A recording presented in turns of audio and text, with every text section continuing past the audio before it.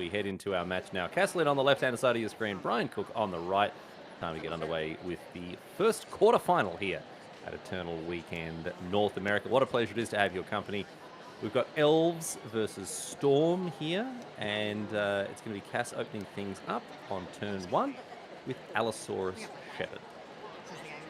Yeah, pretty standard stuff, you know, starting off the Shepherd. Not too insane in this matchup, you know, because it doesn't really facilitate mana for her very much.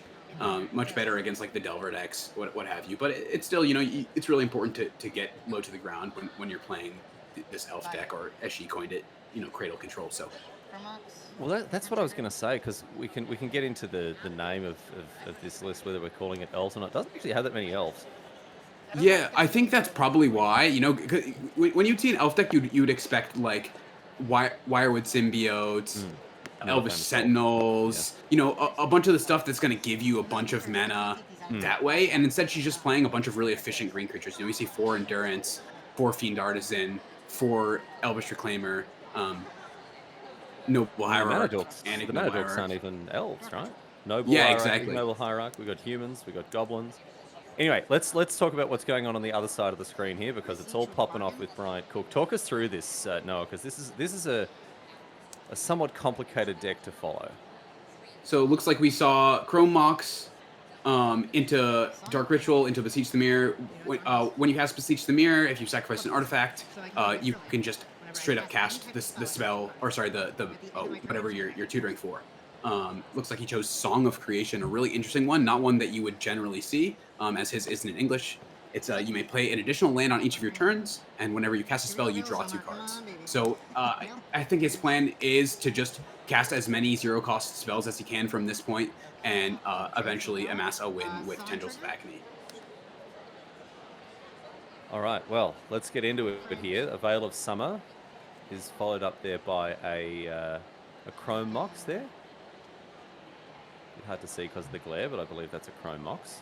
Yeah, a nice foil signed Chrome Mox. Bryant, a big fan of legacy cards, as you can see like here. It, as you can see. Yep. So now a Mox Opal as well. Love the way that he's counting his Storm count here with those little tokens. That's very cool. And wow, okay, just discards his hand. Oh wow, it looks like he couldn't keep going. Yeah, kind of whiffed, but in this situation, not too bad. Going to untap with access to 4, potentially 5 mana. And Cass isn't coming out of the gate super quick here, right? We've seen some elf decks that can really just go off kind of turn 1, turn 2, dump a bunch of permanents into play. Hasn't happened yet so far, right? Veil of Summer once again. Draws 2 with the Song. And discard. All right. Oh, no blue source couldn't cast Ponders. 2 Ponders, right? And because the Mox Opal doesn't tap the mana. The Dryad Arbor, the pickup here for Cass, searching that up with Fetch Land. Yeah, not having the 3rd artifact, brutal. His turn just kind of have been mopey. You know, the 2 lands that he has in play, being Bayou and Taiga, doesn't actually cast that much of his deck. So he's gonna need a good like it's not like he's under that much pressure from Cass here. Luckily, you know, Bryant is doing okay, but he needs a better string of spells and mana than what he's been getting to actually keep going in this game. All right, a Green Sun Zenith 2 here. Green Sun Zenith gets shuffled back into the library, of course, as Cass fetches out a Collector Oof. Now, that's going to be a bit of an issue here, given that half of Bryant's mana sources are artifact-based. So that'll really slow things down. Yeah, that's a huge one for Cass. It kind of makes it so that Bryant needs even more.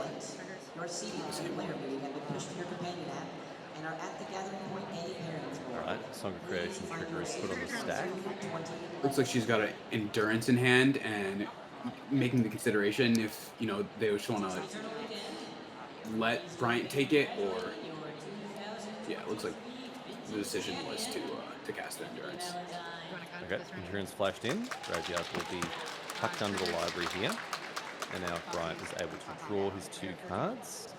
Offered that copy of Thoughtseize, which gets rid of Once Upon a Time. There's a name I've not heard in a long Once Upon a Time. Banned again out of basically every format. Legacy is the only place you can still play that card, right?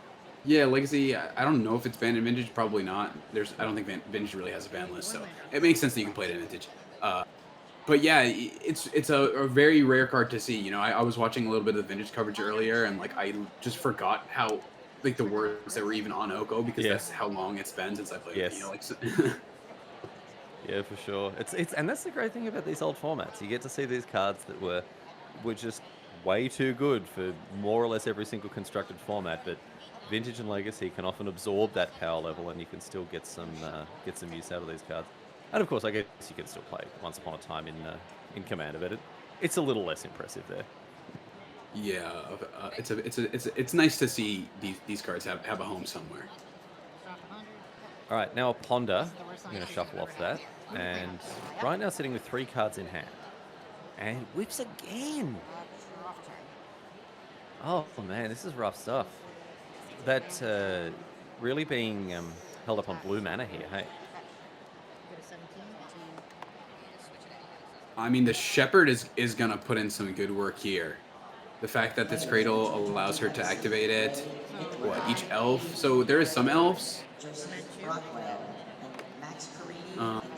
No, I don't. I think the only elf is the actual. Oh, just the Shepherd? Shepherd itself, right? Oh, wow. Yeah. It looks like it was enough though, still, for to put on the beats. Which I would say, like the game 1 is going to be the toughest game for the Cradle deck and for Cass in this matchup.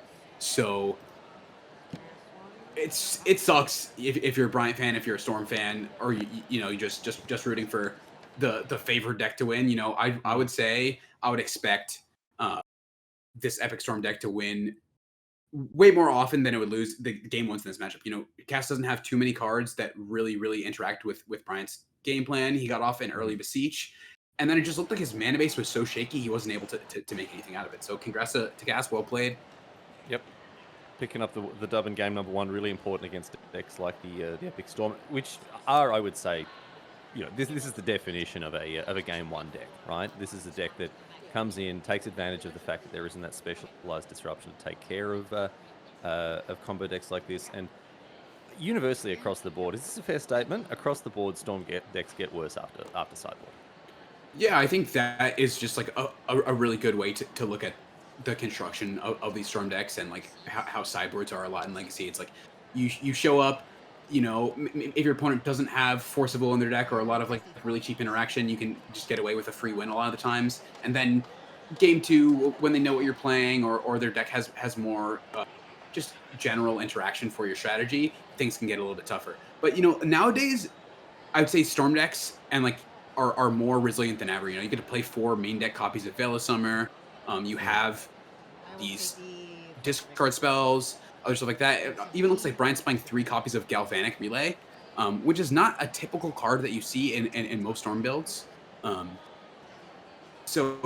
think that's just like another additional way for him to have a little bit more value, be a little bit less all in than you might see some Storm builds be. So really cool stuff.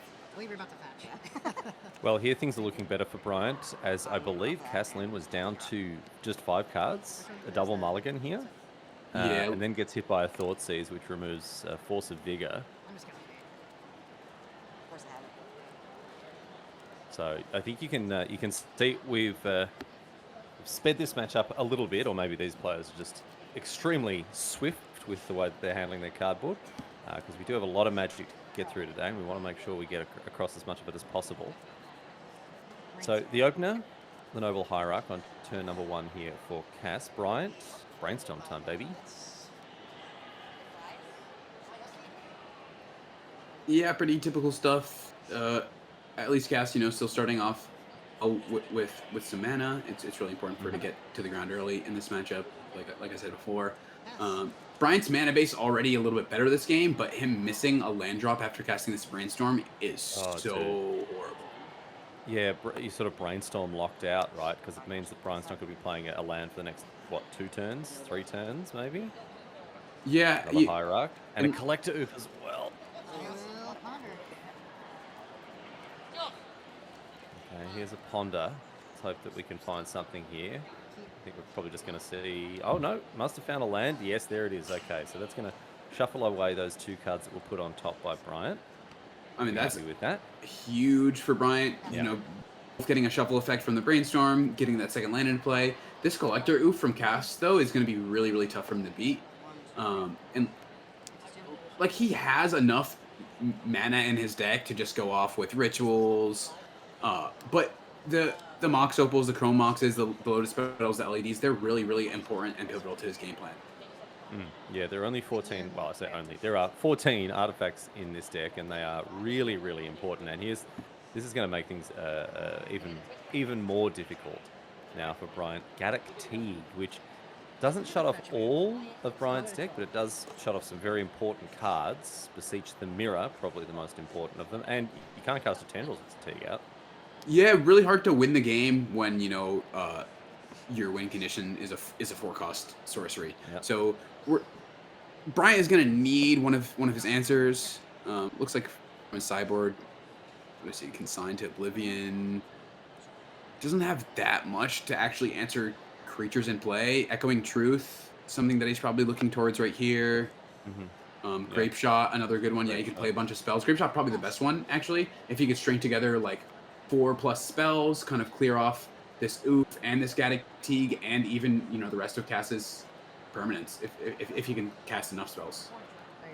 I think Grape Shot is probably the best answer to not even win, but just get back in this game, because this is a pretty hateful board that's been put together by Cass here. The Collector Oof, the Gaddock Teague, these bears doing what they do best, getting up extra early in the morning so they've got more time to hate. And Bryant now.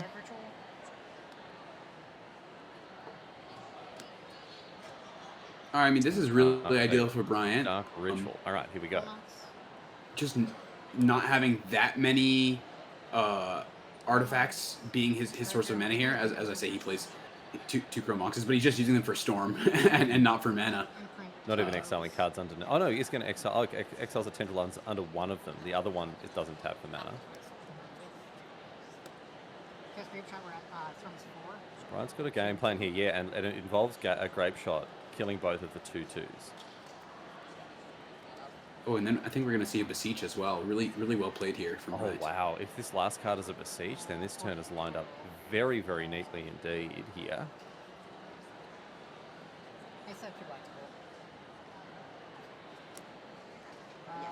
Two black mana.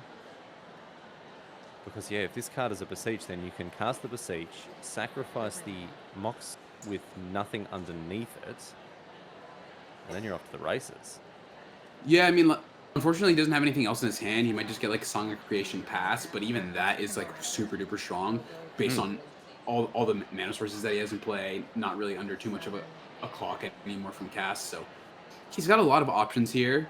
He doesn't have the Tendrils in his deck any longer, as we see it exiled under this Chrome Mox, so surprised to see him do nothing with the mana. I don't know if that was just a bluff that he was tapping for, what other 4 mana options he really had in that spot, so interesting. Maybe he brought in the second Tendrils and was going to use it to just gain a little bit of life, you know what I mean? With a Storm count at 4 or 5. That's probably a very high level play that most people wouldn't see. Orcish Bowmasters now for Cass is flashed in end of turn. That's going to provide a little bit more pressure. In comes the 1/1 Orc army and a Green Sun Zenith 4/3 here.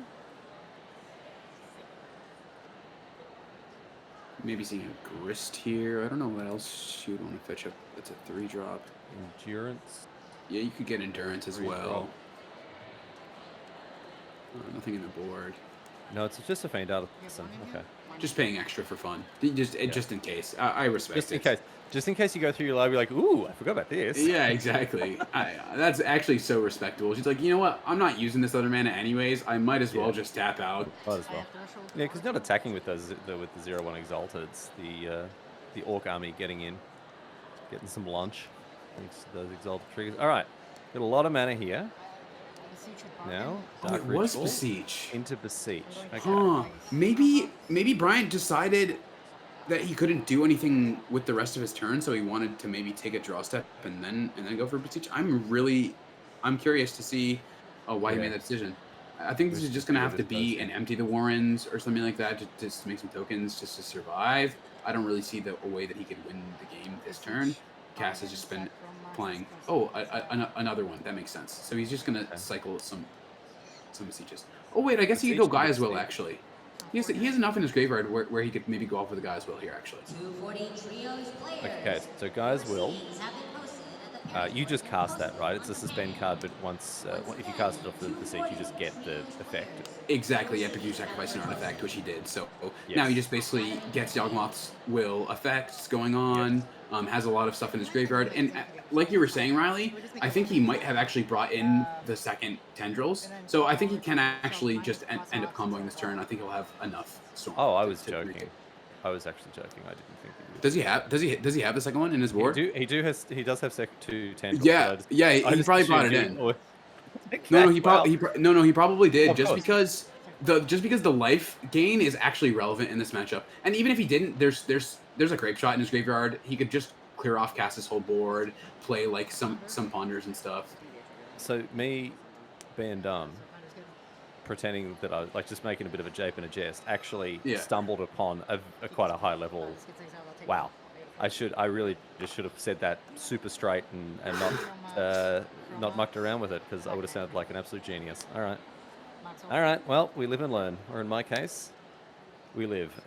So Chrome Mox Opal, all this stuff coming out of the bin. So guys, will as you mentioned, sort of this card that is a lot like Yawgmoth's Will, except obviously uncastable from your hand. You have to suspend it. Beseech the Mirror gets around that very neatly. And we're seeing Bryant go off King. Yeah, well, it looks like he's at 3, 6, 9, 11 storms so far. So he only needs to cast 7 more spells to be able to win with a Grape Shot, and I think that's what he's planning on here. Maybe he didn't bring in this. Oh, he has Burning Wish, so that's why he always has Tendrils in his board. Duh. So he's never going to bring that Tendrils in. He's always going to Burning Wish for it. Here's a spot where he can. Okay, thank goodness. I was worried that I might have just been completely on the wrong track, but yeah. So a double Tendrils there will be more than enough. That's a really nice win from Bryant there, who really did seem to be under the pump there for a little bit. Cass was able to leverage some of those cards that are really difficult for the Storm player to play through, but that first Grape Shot turn, Noah, able to clear the board, and then was able to go off the next turn thanks to Beseech the Mirror, which really does seem to be an absolute game changer in this deck. It was a card that Bryant identified as being really important new addition, and from what we've seen there, it has completely changed the way that this deck operates. It looks like an excellent addition to me. It seemed like just better than what people were doing in the past. Looked incredibly strong. Bryant really well played there. Identifying that he needed a Grape Shot to possibly win the game, basically going down to 0 cards in hand, being under a lot of pressure, and then holding the Beseech the Mirror, knowing that he couldn't get as much value as he wanted on that turn, saving it for the next turn, and then winding up to find a win with it. Really well played from Bryant. Recognizing that he probably wasn't dead, Cass still used all her mana, played the Orcish Bowmasters, was able to get into some damage, but it wasn't enough. But I will say, Cass also did an incredible job on a mulligan to 5, right? Taking Bryant right down to the wire there. Yeah, what he mulled to 5, and then he also thought seized, and it was still a game. So yeah, really just good stuff from everybody. So here, an interesting choice for Bryant to make with this Thought Seize. Cass kept 7 this time, and the Thought Seize reveals a bunch of creatures and a Thought Seize. Now, Thought Seize as a Storm player is never a card you want to see in your opponent's hand, but I don't believe that Cass has a way to cast it other than this Ignoble Hierarch that's on the battlefield. So it is castable next turn, and Bryant, what do you take here? Yeah, I mean, it's tough. If you're Bryant, you don't love seeing a Thoughtseize, right? Like your deck is a combo deck that goes off based generally around the cards in your hand, so Thoughtseize is really annoying. But then so is Natural Order. I know that Cass can't cast this Natural Order immediately, but in a few turns she could, and it would be a little brutal. But I think that he's identified that he could probably win the game in a few turns, and just dealing with some huge Atraxa or something against a deck that doesn't have much to grab from the Atraxa. Like if Cass's deck was kind of comprised of boy. Yeah, just stop me dead in my tracks with drawing this collector. Sorry. I'm not sure. I agree. Like I don't know what to say anymore. You know, I just And there's a that. second thought seize, and that explains so much. So if Bryant had that in hand, he was Yeah. able to plan the game that he wanted to play around removing the thought seize first, natural order second. But the one place that thought seize doesn't protect you from is the top of the opponent's library, and that is where Cass found Collector Oof, and that is going to be a huge obstacle for Bryant to overcome. You can see he reeled in his chair when the card was played because it really threw a spanner in the works for the poor bloke. So now he has to find a way to beat this card, which has come up in every single game. Cass chewed it up in game number 1 and then was able to play it in game 2 and 3 here. And it's such a difficult... Oh, and Bryant recognizes that Collector Oof is just going to carry this game. It's hitting for 4 every turn thanks to the Exalted triggers. And Bryant's a guy who knows his deck in and out. He looked at the cards and he's like, nope, it's not on the... It's not happening this time. So full credit to Cass here, playing an absolute blinder. Game 1 looked terrific. Game 3, finding the exact correct card that she needed off the top of the library in order to take the game out. A one-off across the 75, I believe, unless there were extra copies in the sideboard. Yeah, one of. So she did very, very